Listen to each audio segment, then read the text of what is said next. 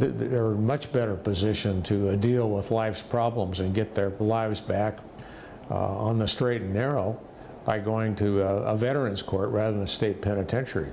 State penitentiary, you learn a lot of bad habits, and you know, if you weren't messed up when you went down there, you may very well be when you leave prison. Nebraska State Senator John McCollister is planning to propose a new bill to start a veterans treatment court. This bill will allow veterans who have committed crimes and who qualify to undergo an intensely supervised treatment program. This will keep them out of the prison and get them the help they need. It would be focusing strictly on veterans who come home with a mental health issue, such as depression, post-traumatic stress disorder, or traumatic brain injury. The ACLU's legal director says they applaud the idea, but improvements are still needed. Those people need care, but there are lots of people who have PTSD, drug, alcohol addictions. The state could save a substantial amount. According to a recent report by the University of Nebraska-Lincoln, a problem-solving court would cost about $12 to $46 compared to $92 per day for a cell in a state prison. Being able to move forward with proactive solutions to try to keep people out of the criminal justice system is such good sense. We may very well support it this year. 1 in every 10 people on death row is a military veteran. One way to keep them out of trouble is to get them the help they need. The Death Penalty Information Center released a report this year. The report highlighted many cases, including Andrew Brannon's. Though he had argued he had PTSD, he was still put to death. The report states many veterans have experienced trauma that few others in society have ever encountered, trauma that may have played a role in their committing serious crimes.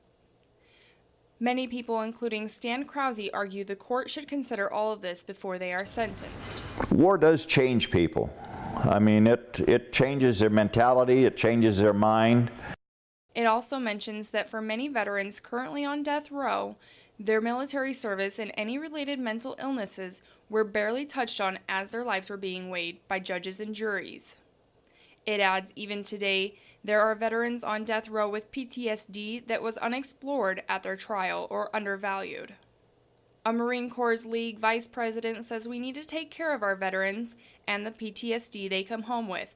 Otherwise, they can have a negative effect. PTSD leads to alcohol problem, self-medication.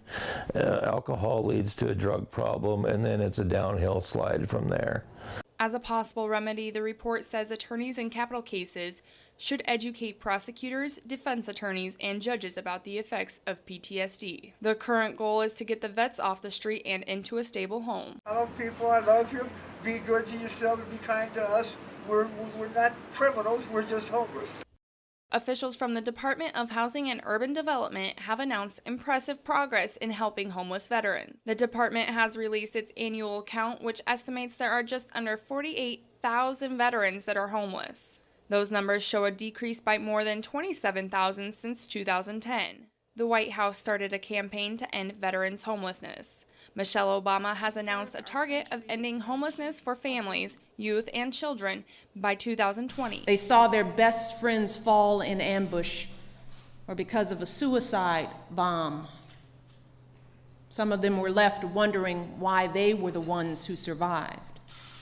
And after all that, too many of them have come home only to fight a new battle, a battle to keep a roof over their head, a battle just to have somewhere to go when it rains. The Lincoln VA will pay for one-bedroom apartments, but no furnishings come with that.